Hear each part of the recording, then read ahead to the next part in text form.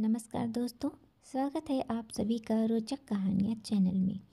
दोस्तों, मेरी उम्र 25 साल है और मेरी लंबाई 5 फीट 10 इंच है। दिखने में भी मैं हैंडसम लगता हूँ। लड़कियाँ मेरी तरफ शुरू से आकर्षित रही हैं और आज तक मुझे अपनी इस हाइट से फ़ायदा भी मिलता रहा है। ये घटना मेरी और पड़ोस की डॉक्टर भाभी के बीच की है, जो कुछ साल पहले घटी थी। उस समय मेरे पड़ोस में एक डॉक्टर भाभी रहती थी। उनका नाम प्रियंका था। भाभी के घर के सामने मैं अपने एक दोस्त के साथ क्रिकेट खेलता था। प्रियंका भाभी की 1-2 साल की बेटी थी, जो मेरे साथ खूब खेलती थी। भाभी का अपने पति से अलगाव हो चुका था और वो अकेले ही अपनी बेटी के साथ रहती थी। मैं भी उनके जैसा ही था। अपनी पत्नी से अलग होने के बाद मैं भी अकेला ही रहता था। मेरी उनके साथ अच्छी मित्रता भी हो गई थी। मैं अक्सर उनके घर आता जाता रहता था। इस कारण कभी कभी मैं उनके छोटे मोटे काम भी कर देता था। उनकी बेटी के साथ खेलने जाता था और धीरे धीरे उसके साथ ऐसे ही चलता रहा।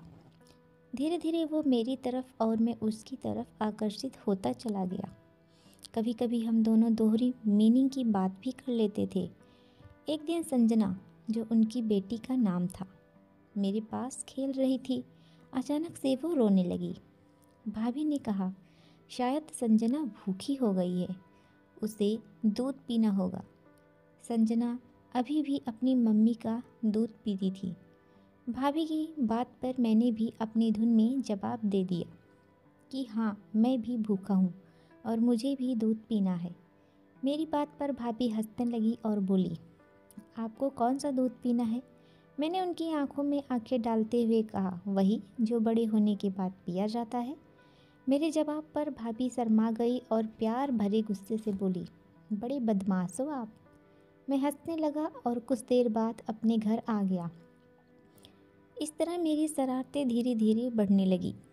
कभी मैं उनके शरीर में बर्फ़ डाल देता तो कभी व्हाट्सएप पर वो वाले जोक्स भेज देता। भाभी मेरी इन बातों का कभी बुरा नहीं मानती थी। डॉक्टर भाभी दिखने में बहुत ही सुंदर थी। उनकी उम्र 28 साल की थी। रंग गोरा था, करीब 5 फीट 30 इंच की हाइट थी और उनका फिगर 30-32-36 का था। जब भाभी अपना हाथ हिलाकर चलती थी तो उनका प्लेटफॉर्म बहुत अच्छा लगता था। उस समय भाभी को देखकर किसी का भी ईमान डोल जाए और दिमाग खड़ा हो जाए। एक दिन मैंने उनसे पूछा, भाभी, क्या आपको कभी अकेलापन नहीं लगता? उन्होंने लंबी सांस भरकर कहा, लगता तो है, पर क्या किया जा सकता है।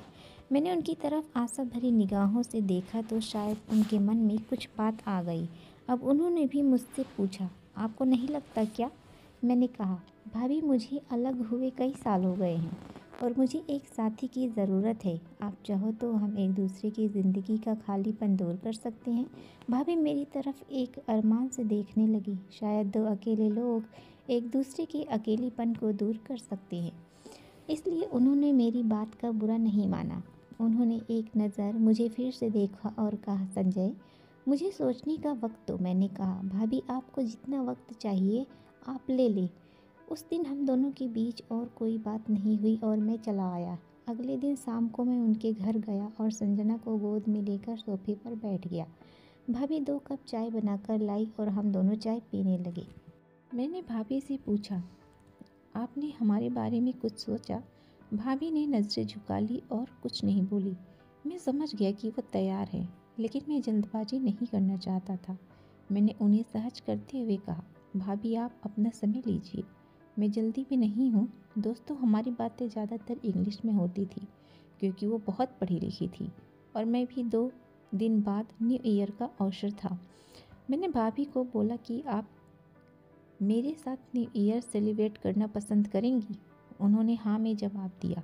2 दिन बाद 31 दिसंबर की शाम को मैं कार में उन्हें लेने गया। हम एक 5 स्टार होटल में जाने वाले थे। मैंने उस होटल के कपल पास पहले ही लिए हुए थे। भाभी उस दिन बहुत ही खूबसूरत लग रही थी। उन्होंने काली साड़ी पहनी हुई थी, जिस वजह से वो और सुंदर लग रही थी। मैंने उनकी तारीफ़ की और हम दोनों वहाँ से होटल चल दिए। होटल पहुंचकर मैंने संजना को गोद में लिया और डांस एरिया के पास खड़ा हो गया। मुझे डांस नहीं आता था, लेकिन भाभी बहुत अच्छी डांसर थी। म्यूजिक सुनकर उनके कदम थिरकने लगे और वो डांस करने लगी। मैं उन्हें देखने लगा और साथ में जाम पीने लगा। भाभी भी गिलास में लेती रही और डांस करती रही। लगभग 12 बजे वहाँ सभी लोगों ने एक दूसरे को नए साल की बधाई दी। हम तीनों ने खाना खाया और घर आ गए। भाभी ने उस दिन बहुत ज़्यादा पी ली थी। मैं संजना को उसके कमरे में सुलाकर मैं बाहर ड्राइंग रूम में सोफे पर बैठकर भाभी के साथ बातें करने लगा। इसी बीच भाभी थोड़ी गंभीर होकर बोली, Amit, can I hug you? मैंने कुछ नहीं बोला और उनका हाथ पकड़कर उन्हें दीवान पर लेटा दिया और उनके ऊपर बिछावन रखकर मैंने अपने आप को संभाला। ये मेरे लिए एक सपने जैसा था। मैं उनके चेहरे को पकड़कर उनकी बहुत देर तक देखता रहा। उनके नरम नरम हाथ को मैं अपने हाथों पर महसूस कर रहा था। मेरे लिए यह स्थिति स्वर्ग जैसी थी। करीब 10 मिनट बाद भाभी मुझसे अलग हुई। हम दोनों एक दूसरे की आंखों में देखते रहे और हम आपस में कुछ नहीं बोले। मैंने भाभी से पूछा, आप पानी लेंगी? तब मैं उठकर खड़ा हुआ और अपने लिए चाय और भाभी के लिए पानी ले आया। हम दोनों ने आराम से बातें करते हुए चाय पीना शुरू कर दिया। भाभी सोफे पर मेरे साथ ही बैठी थी और मैं एक हाथ से अपना चाय का कप पकड़ा हुआ था। हम दोनों को बहुत गर्मी हो रही थी। फिर करीब 30 मिनट कुश्ती बाद हम दोनों अलग हुए। अब उनको नींद आने लगी तो मैं सोचा, अब निकल जाता हूँ यहाँ से। फिर भाभी को आराम से कमरे में सुलाकर उनके ऊपर बिस्तर रख के मैं अपने घर चल दिया। दोस्तों, वीडियो अच्छी लगी हो तो वीडियो को लाइक करें और चैनल को सब्सक्राइब करना ना भूलें। पूरी कहानी सुनने के लिए आप सभी को बहुत बहुत धन्यवाद।